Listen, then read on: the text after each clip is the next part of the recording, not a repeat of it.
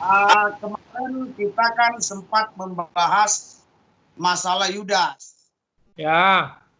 Tetapi waktu itu kita belum begitu tahu menggunakan teknologi ini sehingga saya tidak fokus, saya gagap, sehingga nggak kena dia separuh kena.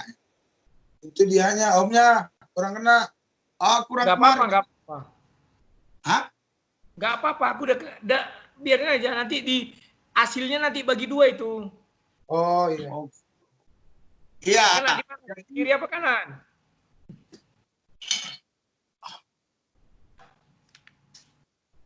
Kiri apa kanan? Nah, Oke. silakan. Jadi kemarin kita mau tes teknologi ini. Jadi kurang persiapan, coba kita tanya. Kali ini saya persiapan lengkap, makanya saya bawa kacamata. Ya. Jadi gini, kemarin Bapak banyak berkata asumsi-asumsi. Loh, saya tidak pakai asumsi loh, Pak. Karena saya didukung oleh ayat-ayat yang saya berikan. Saya ngomong, ini kata pembukaan. Tenang dulu. Ya. Silakan. Jadi kemarin pakai asumsi-asumsi, sekarang kita tidak boleh pakai asumsi, pakai ayat-ayat. Dan waktu saya hanya sekitar 30 menit, makanya kita gunakan waktu ini sebaik-baiknya. Silakan Pak, silakan. Oke Pak? Silakan, oke. Yang saya tanyakan, karena Bapak berkata kemarin Yudas masuk surga. Ya. Iya, tetapi saya tidak pernah menemukan ayat Yudas masuk surga. Tetapi ada ayat yang cukup banyak, beberapa ayat mengatakan Yudas binasa. Saya kasih contoh ayatnya. Pak. Misalnya di dalam Matius 16. Matius 26. Ayat 24. Ya. Manusia memang akan pergi sesuai dengan yang ada tertulis tentang dia. Akan tetapi celakalah orang yang olehnya anak manusia itu diserahkan. Ini konteksnya bicara tentang Yudas. Adalah lebih baik bagi orang itu sekiranya ia tidak dilahirkan. Yudas yang hendak menyerahkan dia itu menjawab, katanya, bukan aku ya Rabi. Kata Yesus kepadanya, engkau telah mengatakannya. Jadi Matius 26 ayat 24-25 ini di ayat 24 menjelaskan ya bahwa yang menyerahkan Yesus itu binasa dan lebih baik dia tidak lahir. Terus di ayat 25-nya Yudas mengatakan Yudas menjawab katanya bukan aku Rabi. Jadi dia nggak taat lagi di sini. Kemarin Bapak bilang dia taat, bukan aku Rabi. Kata Yesus kepadanya, engkau telah mengatakannya. Kalau saya baca ayat-ayat yang berikutnya banyak lagi Pak. 4 Injil mencatat semua, 4 Injil. Ya. Lukas 22 ayat 21-22. Tetapi lihat, tangan orang yang menyerahkan aku ada bersama dengan aku di meja ini. Waktu itu perjamuan malam. Sebab anak manusia memang akan pergi seperti yang telah ditetapkan. Akan tetapi celakalah orang yang olehnya ia diserahkan. Ianya huruf besar, Yesus. Yang menyerahkan ini berarti Yudas. Terus kalau kita baca lagi Pak, di Markus pasal 14 ayat 8-21, ketika mereka duduk di situ dan sedang makan, Yesus berkata, aku berkata kepadamu sesungguhnya seorang di antara kamu akan menyerahkan aku, yaitu dia yang makan dengan aku. Ini bicara tentang Yudas. Maka sedihlah hati mereka dan seorang demi seorang berkata kepadanya, bukan aku. Jadi yang lain-lainnya itu nggak ada yang ngaku, bukan aku ya Tuhan. Ia menjawab, orang itu ialah salah seorang dari kamu, yang 12 ini. Dia yang mencelupkan roti ke dalam satu pinggan dengan aku. Anak manusia memang akan pergi sesuai dengan yang ada tertulis tentang dia. Akan tetapi celakalah orang yang olehnya anak manusia diserahkan. Adalah lebih baik bagi orang itu sekiranya ia tidak dilahirkan. Ayat ini terlalu banyak. Semua Injil mencatat hal yang sama. Dari Matius, Markus, Lukas, Yohanes. Jadi saya telah membuktikan bahwa Yudas itu binasa. Yudas itu sempat mengatakan bukan aku ya Rabi. Dia bukan manggil Tuhan, tapi Rabi. Bukan aku ya Rabi. Terus yang ketiga, Yesus bilang lebih baik orang itu nggak usah dilahirkan. Artinya berarti bukan Yesus yang menjadi sutradara terus dijadikan si Yudas sengaja jadi aktornya, nanti kamu pelakunya ya, kamulah yang begini-begini. Karena di sini dikatakan lebih baik tidak dilahirkan ini si Yudas. Oke, cukup sampai di situ dulu, Pak. Dari ulasan Bapak yang panjang lebar, tidak satu ayat pun mengatakan Yudas ke neraka. Oh iya, tidak ada kata neraka, binasa. Nah, binasa, menurut Bapak binasa itu kira-kira bagaimana? Kalau menurut Kamus Besar Bahasa Indonesia, rusak sama sekali, hancur lebur, musnah. Jadi yang mana ini binasa ini? Tapi kalau kita dari Yohanes 3:16, binasa di sana itu mengacu kepada ketidakselamat. Tidak selamat. Barang siapa yang percaya kepadanya tidak akan binasa, melainkan memperoleh hidup yang kekal. Ya, sekarang Bapak di sini sudah jelas nggak si Yudas yang menyerahkan? Ketika ayat 24 disebutkan, itu kan bukan Yudas. Ketika ayat 25, itu kan penulis yang mengatakan demikian, dibukakan rahasia. Ayat 24, Yudas tidak tahu, kan dibilangnya, bukan aku ya Tuhan. Datang Yesus mengatakan, apa katanya? Ya, sebentar mana tadi ya? Bukan aku ya Rabi, kata Yesus kepadanya, engkau telah mengatakannya. Memang dia tidak tahu. Dia tidak tahu. Yudas yang hendak menyerahkan dia itu menjawab, bukan aku ya Rabi, kata Yesus kepadanya, engkau telah mengatakannya. Tidak ada masalah dengan Yudas tidak tahu. Yang jelas, Yesus sendiri mengatakan alangkah baiknya orang itu tidak dilahirkan. Memang betul. Kalau saya jadi Yudas, saya lebih baik tidak dilahirkan. Karena saya sudah diplot menjadi seorang pengkhianat. Mengkhianati Yesus, menjual Yesus, menyalibkan Yesus. Saya nggak mau. Sorry. Yang bicara begitu bukan Yudas. Yesus yang ngomong. Betul. Yesus mengatakan supaya orang ini tidak, karena Yudas tidak tahu, makanya dibilangnya bukan aku ya Rabi. Andai kata dia tahu, pasti dia bilang, iya, aku lebih baik tidak dilahirkan kalau aku memilih jabatan sebagai pengkhianat. Oke, saya akan bacakan lagi, Pak. Silakan. Saya akan bacakan, Pak ya. Ya. Yohanes 12, biar Bapak tahu siapa Yudas ini.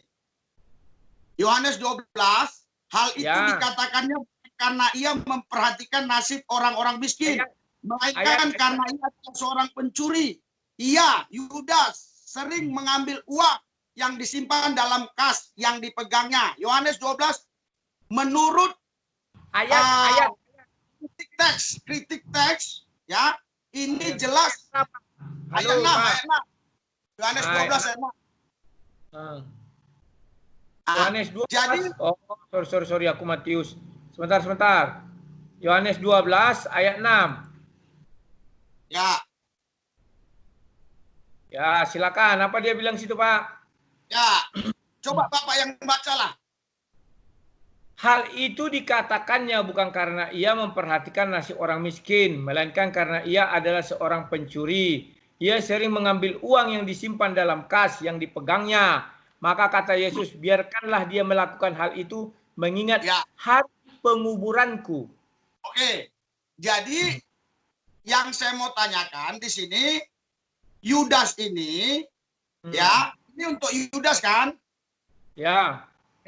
Yudas ini memang dari semula ini udah suka mencuri, ya, menjadi seorang bendahara. Dia mencuri, dia tidak tahu tentang karya penyaliban Yesus itu untuk keselamatan manusia. Bahkan Yudas tidak tahu bahwa Yesus akan disalibkan. Yudas, dia mengkhianati Yesus bukan karena karya keselamatan, karena dia ingin dikasih uang 30 keping uang perak. Saya akan bacakan, Pak. Saya rasa untuk mempersingkat waktu, jika memang itu sudah Bapak pernah baca, tidak perlu dibaca, saya rasa. Ya, saya sudah tahu. Ya, jadi nah, sekarang permasalahan Bapak apa? Karena dia seorang pencuri. Begini maksud saya, dia menyerahkan Yesus bukan untuk karya keselamatan, dia untuk mencari uang. Tunggu dulu, yang Yohanes 6:12 tadi apa ya urusannya Yohanes 12? Coba Yohanes 12 dulu. Ya, Yohanes 12, ya, waktu itu ada orang yang memberi sumbangan atau menumpahkan minyak. Ya. Tahu Maria itu. Terus hubungannya apa? Hubungannya, Yudas ini memang karakternya seorang pencuri. Baru saya mau kaitkan kepada dia menjual Yesus, mengkhianati Yesus, dapat uang 30 keping uang perak. Tunggu dulu Pak, Yohanes 12 itu kita tuntaskan dulu. Di sana orang Kristen tidak tahu konteks ayat itu bicara apa. Orang Kristen hanya tahu Yudas itu maling, pencuri. Itu di otak mereka. Mereka tidak pernah membaca ayat 7. Maka kata Yesus, biarkanlah dia melakukan itu. Artinya Yesus menyetujui perbuatannya. Kalau Tuhan sudah menyetujui perbuatan kita, mau kita hantu belau, mau kita pembunuh, mau kita maling, diampuni. Karena Yesus sudah membiarkan. Nah, ayat 8. Sebentar Pak, ayat 8.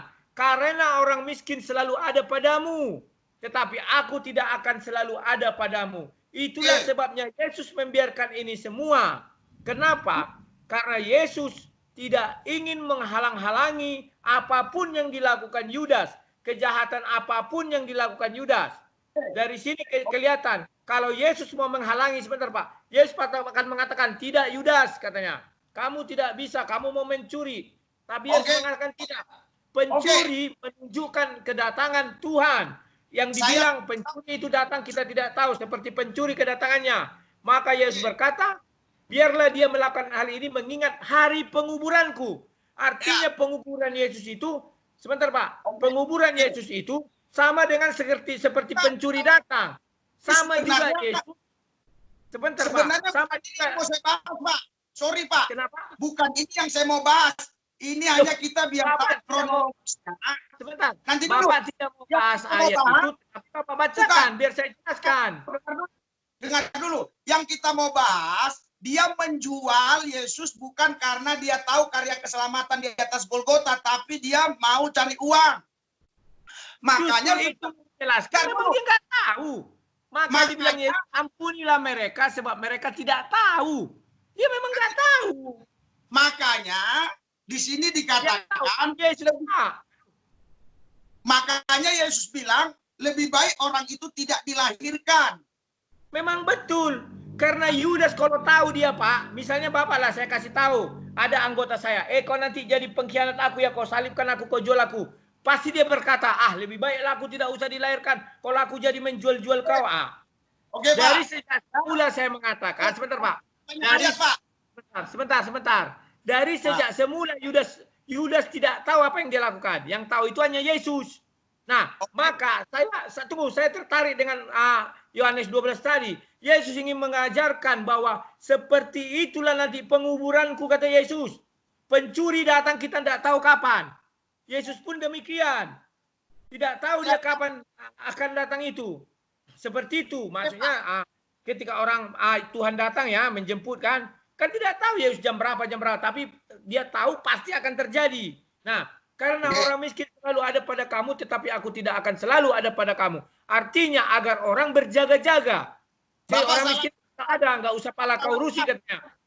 Bapak salah paham. Yang saya mau Yang saya mau bahas di sini bukan masalah Yohanes 12. Saya mau tunjukkan karakternya saja dulu.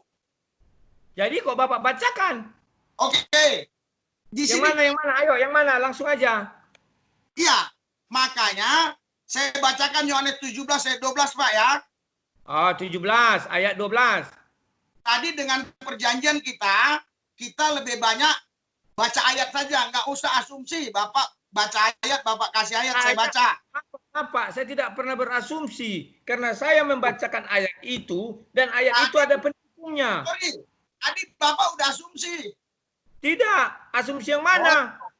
Oke. Mencuri. Kan semua perumpamaan. Biarkan katanya, biarkan. Saat miskin akan tetap tinggal, aku akan pergi. Kalau tidak nggak apa-apa, kalau tidak nggak apa-apa. Nanti yang nilaikan orang. Oke. Yohanes 17 ayat 12. Yohanes 17 ayat 12. Yesus bilang begini, selama aku bersama mereka, aku memelihara mereka dalam namamu. Maksudnya dalam nama Bapa.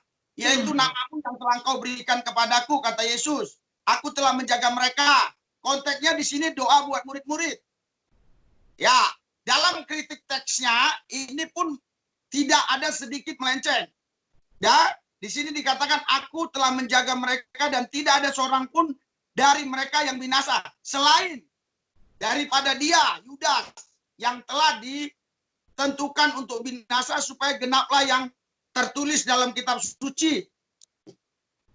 Artinya dia binasa gitu. Itu yang saya maksud, Pak. Loh, Bapak baca ayat 16. Iya, udah saya baca. Ya.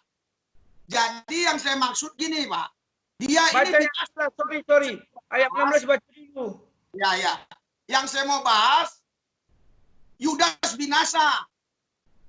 Ayat 16 dikatakan mereka bukan dari dunia, sama seperti aku bukan dari dunia. Iya, kalau bukan dari dunia tak ada yang binasa, Pak. Aneh-aneh aja. Mana ada yang dari surga binasa? Gimana sih Bapak ini? Begini. Tuhan mengatakan itu. Artinya Saya kebinasaan yang dibilang. Oke. Jadi begini, Pak. Bapak harus tahu membedakan yang namanya kemahatauan Tuhan dan nanti dulu rencana Tuhan. Kemahatauan Tuhan dan rencana Tuhan beda. Tuhan bisa berencana hal-hal yang baik terhadap saya, tapi dia maha tahu. Dia tahu nanti saya akan melawan, dia tahu. Tetapi saya menjadi pemberontak bukan karena takdir Tuhan. Karena itu adalah hak saya, karena saya tidak mampu mengimani dan tidak mampu hidup dalam Yesus. Kalau jadi, Bapak iya. Dulu. Kalau Bapak iya. Kalau Bapak iya. Bukan Bapak saya aja. Ini mencontohkan saya. Begini loh. Tidak, Yudas itu sudah dipilih. Matius 10 ayat 4. Yohanes 6 ayat 70. Aku sendiri yang memilih. Oke. Matius 10 ayat 4. Bapak tahu ini ditulis kira-kira tahun berapa, Pak? Saya bukan melihat tulisannya, tetapi Yesus memilih Yudas. Sama dengan saya melihat Yesus memilih Yudas, Pak. Bukan. Jadi ini Yohanes 6, sebentar. Yohanes 6 ayat 70. Yohanes 6 ayat 70 itu tidak bisa Bapak hapus. Aku sendiri yang memilih kalian, kata Yesus. Betul. Jadi gini, Pak. Sementara Bapak tidak dipilih Yesus.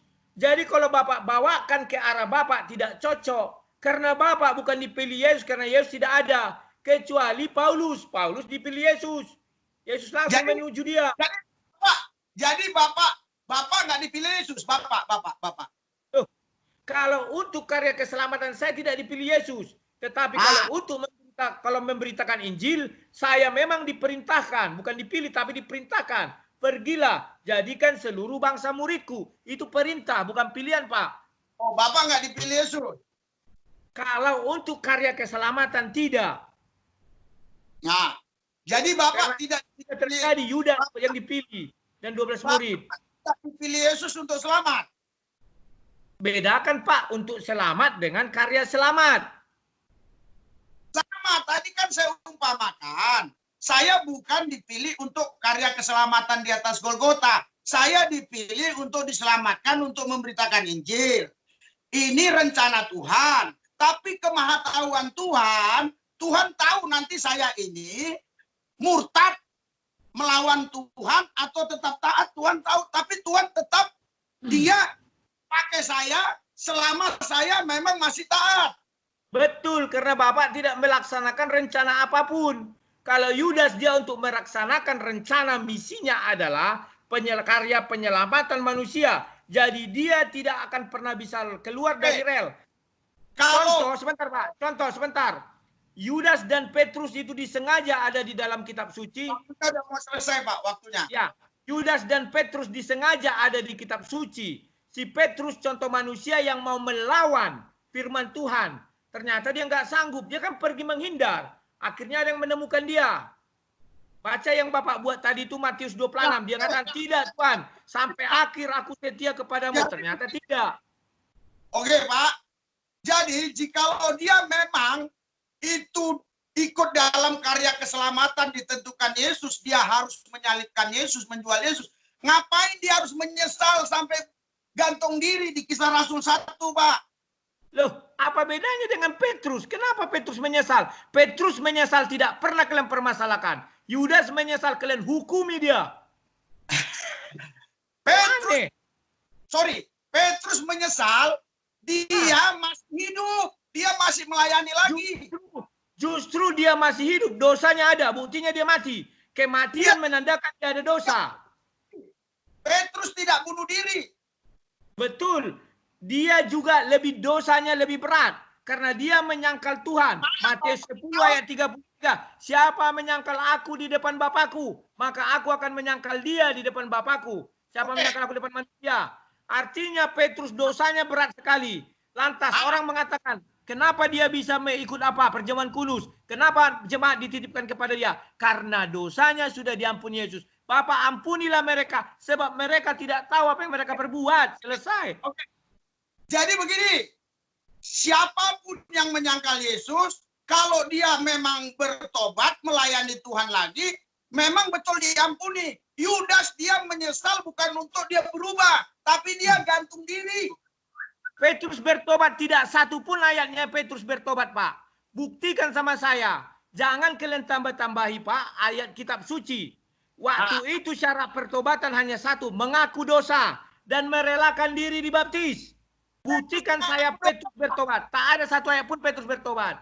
Baca di Kisah Rasul pasal 2, waktu dia menginjil ayat 38, dia Kisah para Rasul. Sebentar Pak. Kisah para Rasul, dia sudah diampuni Yesus. Kisah para Rasul, Petrus sudah diampuni Yesus di kayu salib. Ampunilah mereka Bapak, sebab mereka tidak tahu apa yang dia perbuat. Betul.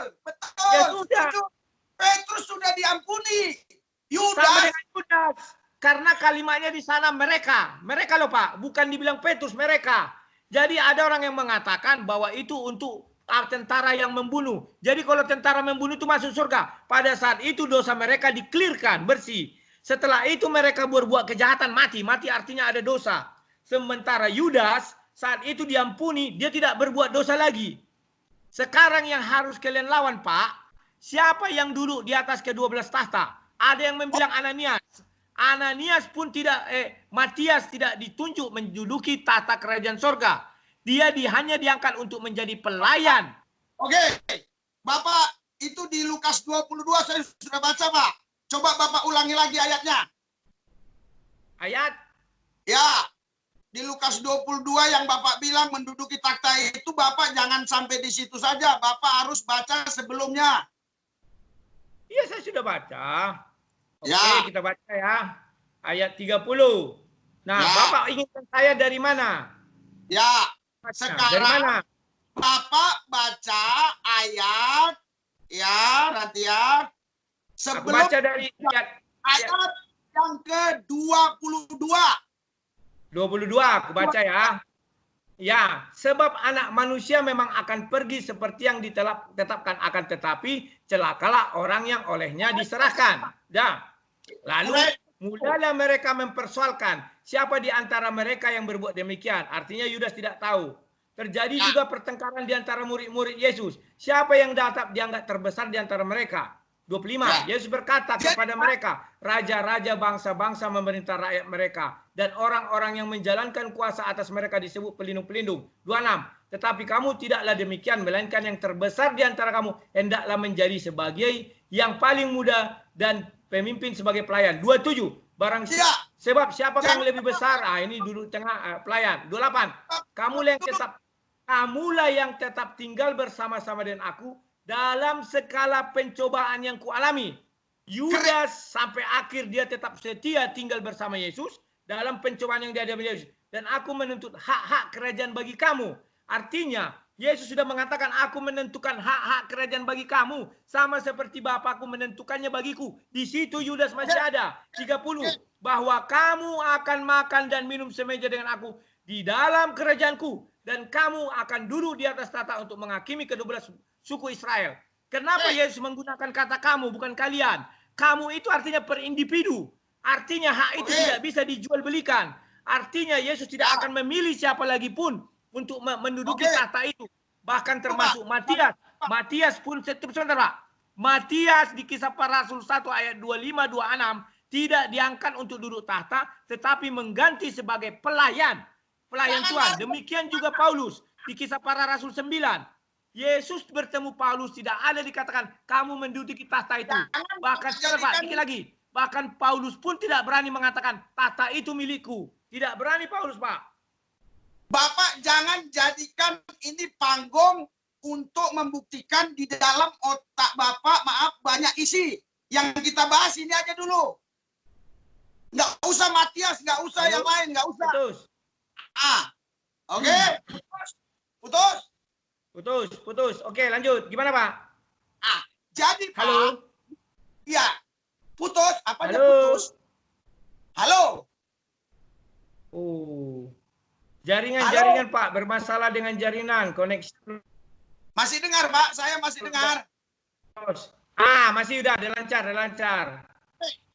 Pak. Putus lagi. Putus. Itu yang terjadi, putus. Gambar Bapak nggak ada. Bah. Kenapa bisa nggak ada? Halo. Putus. Di sini tempat saya ada hujan, jadi agak putus. Jadi, walaupun putus saya ngomong Pak. Jadi itu ayat 30 ada kriterianya. Jelas. Untuk fakta Pak. Ya, kriterianya Bapak lengkapi tadi. Ayat 26. Tetapi kamu tidaklah demikian, melainkan yang terbesar di antara kamu hendaklah menjadi sebagai yang paling muda dan pemimpin sebagai pelayan. Sebab siapa yang lebih besar, yang duduk makan atau yang melayani. Terus dikatakan di sana, Pak, di situ ada kriterianya. Yudas menurut saya tidak masuk kriteria.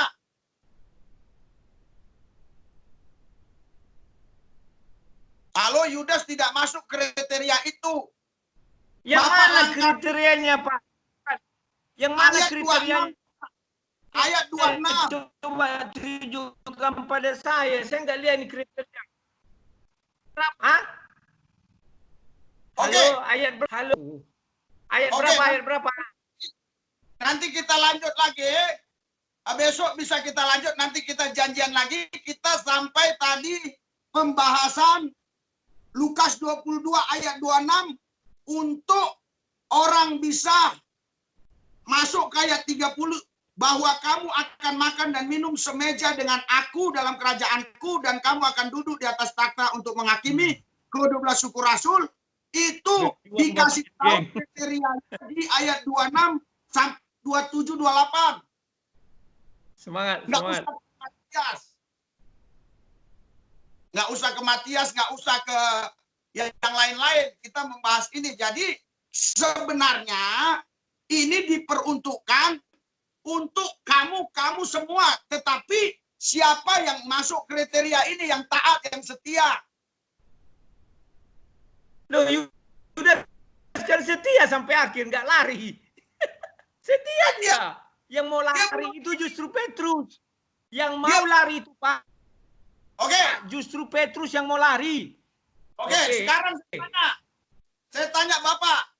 Dia bunuh diri itu dalam rencana Tuhan bukan? Bunuh diri bukan rencana Tuhan. Tetapi Yudas begitu sebentar. Yesus dijatuhi hukuman mati. Sebentar. Yesus dijatuhi hukuman mati, didengar dia, barulah dia menyesal. Setelah dia menyesal, maka dia pergi, dibuangnya uang itu. Pergi dia bunuh diri. Itulah kebinasaan Yudas. Kebinasaannya bunuh diri itu, mati dia. Setelah itu, sebentar Pak. Setelah dia mati, Yesus mengampuni. Artinya dosanya tidak ada lagi dan dia tidak bisa berbuat dosa lagi karena sudah mati. Jadi Pak, orang mati itu tidak lagi bisa minta ampun dosa Pak, hanya orang hidup. Siapa bilang Lazarus itu berdosa? Buktinya dia mati. Tetapi Yesus membangkitkan. Artinya apa? Kebangkitan adalah pengampunan dari Tuhan. Lazarus itu bangkit. Lagi. Kenapa? Asumsi lagi, tidak ada Itu di ayat yang dikatakan kebangkitan kebangkitan Lazarus itu orang yang dikasihi Tuhan, orang baik Pak. Dia mati. Upah dosa adalah mati, maut. Dia maut adalah berdosa. Tetapi Yesus datang membangkitkan dia. Artinya di situ ada kebangkitan, ada pengampunan. Orang yang tidak diampuni tidak bisa dibangkitkan, Pak. Orang yang tidak diampuni tidak bisa diberi kehidupan setelah kematian. Dan buktinya Lazarus di pangkuan Bapak Abraham di surga. Artinya dia sudah diampuni, sudah diangkat ke surga. Artinya setelah dia mati pun ada pengampunan dari Yesus. Karena Yesus adalah Tuhan. Mana bisa kita larang Tuhan? Itu di dalam Yohanes 11 bahwa Yesus mengampuni dosa Lazarus tidak ada. Yesus membangkitkan Lazarus. Yesus berkata, aku kebangkitan dan hidup. Dan tidak ada hari Maria dan Marta doa semalam-malaman, tidak ada yang ada. Maria menangis. Maskullah Yesus. Sebentar, Pak. Dasar kematian apa? Dasar kematian adalah upah dosa kematian. Setelah itu, sama dengan saksi Jehovah ketika saya mengatakan bahwa di situ ada doa, orang mati didoakan. Dia bilang tidak bisa. Karena itu adalah penghiburan. Saya bilang, penghiburan di orang Yahudi bukan menyanyi. Tetapi mereka baca firman dan berdoa. Itu perlu Bapak kutip, tanda kutip. Bapak tunjukkan Maria, Marta berdoa untuk hiburan. Biar bangkit. Loh, Bapak baca Yohanes 11, saya bacakan. Dia nangis. Kok hanya nangisnya aja yang Bapak baca? Gimana sih? Ya, oke Bapak baca coba. Sebentar. Ayat 11, ya kan? Ya. Ayat 9, jawab Yesus, bukan ada 12 jam dalam sehari ini. Ayat 10, tetapi jika ayat 11 apa Bapak baca? Ayat 11. Dari 11 saya mulai, Pak. Demikianlah katanya. Dan sesudah itu ia berkata kepada mereka, Lazarus saudara kita telah tertidur, tetapi aku pergi ke sana untuk membangunkan dia dari tidurnya. Maka kata murid-murid itu kepadanya, Tuhan, jikalau ia tidur, ia akan sembuh. Tetapi maksud Yesus ialah tertidur dalam arti mati. Upah dosa adalah kematian. Terpenuhi ya? Upah dosa adalah kematian. Artinya Lazarus berdosa. Mau kecil mau besar tetap berdosa. Sedang dosa apa dulu? Bapak pun berdosa, kita semua berdosa. Memang betul. Kalau mati berdosa, Henok dan Elia tidak berdosa. Henok dan Elia tidak berdosa. Dia naik ke surga. Bapak katakan mereka berdoa mana? Doa minta pengampunan. Sebentar, saya bilang bukan bilang doa pengampunan, tetapi maksud Yesus ialah tertidur kematian. Karena itu Yesus berkata dengan terus terang, Lazarus sudah mati. Tetapi syukurlah aku tidak hadir pada waktu itu. Sebab demikian lebih baik bagimu supaya kamu dapat belajar percaya. Marilah, karena andai kata Yesus di situ, orang akan mengatakan, wah ini Mesias, buktinya Lazarus mati. Makanya kata Yesus, untung aku tidak di situ kan ya, supaya kamu dapat percaya. Bentar, terus, marilah kita pergi Bapak sekarang kepadanya. Lalu Thomas yang disebut Didimus. Halo? Sebentar, saya menjelaskan. Kan Bapak suruh saya menjelaskan. Loh. Bapak tunjukkan di mana Marta Maria berdoa buat Lazarus. Sebentar. Saya kan Bapak suruh menjelaskan, saya jelaskan. Baru Thomas yang disebut Didimus berkata kepada temannya. Yang kedua, Maka koreksi ketika Yesus tiba di depannya, Lazarus 4 hari Raja, berbaring. Sebentar Pak. Marta berdoa 4 hari itu. Ya tunggu, sabar. Maka ketika Yesus tiba di depannya, Lazarus dalam 4 hari dalam kubur. Betania terletak dari dekat Yerusalem, kira-kira 2 mil jauhnya. Di situ banyak penghiburan. Yahudi bukan lagu dangdut, Pak. Bukan lagu rock. Orang Yahudi penghiburannya adalah baca kitab. Bukan Marta Apa? dan Maria berdoa untuk pengampunan dosa, bukan.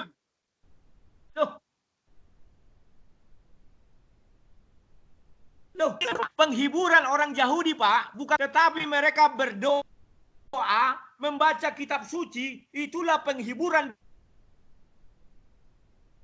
dari orang Yahudi kepada orang yang sedang berduka. Jangan Bapak sedang dangdutan, tidak. Mereka itu dihibur berfirman Tuhan karena kebiasaan.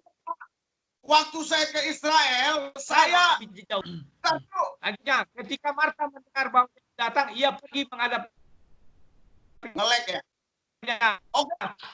Sorry. Ngelek.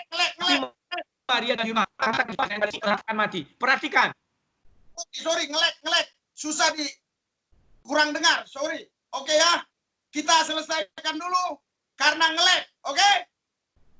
Tuhan Yesus urapi kami supaya apa yang kami sampaikan ini nanti menjadi wawasan bagi banyak orang dan orang dipimpin Roh Kudus untuk mengetahui kebenaran. Dalam nama Yesus, haleluya. Amin. Oke, Pak. Amin.